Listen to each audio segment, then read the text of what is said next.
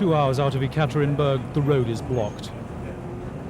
No Western cameras have been allowed here before. Beyond the gates, a city that appears on no maps, it has no name. The people call it simply the city. But the gate is guarding the secret that made the Soviet Union a superpower. Mayak, the country's first and biggest atomic bomb factory, Stalin's answer to America's nuclear weapons program.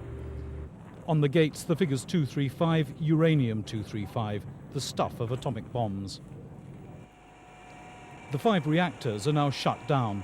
The last 2, they say, closed this year. The arms race began and ended at Mayak. We found a legacy that amounts to a human and environmental disaster. Next to the factory, lead-lined trucks are loaded with rock. They're taking it to a lake called Karachay. Outside the core of a nuclear reactor, this is the most radioactive place on Earth. Nuclear waste has been dumped untreated into the lake for decades. Now it's being filled in. Radiation levels are so high, the drivers can spend only 3 minutes here. In 1957, Mayak was the scene of the worst nuclear disaster until Chernobyl. One of the waste tanks here exploded, contaminating 8,000 square miles of countryside. 23,000 people were evacuated. 50 kilometers from the plant, the bridge at Maslumovo crosses the frozen river Techa.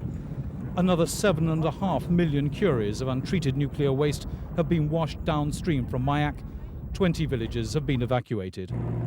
But in Maslumovo, children are still playing on the ice. Radiation levels are 8 times higher than normal, more than enough to endanger their lives. The authorities confirm almost 1,000 cases of radiation sickness, a 40% increase in leukemia, and more babies dying.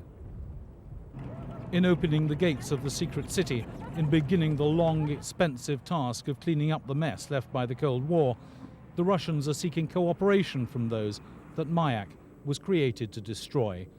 Andrew Veach, ITN, Mayak.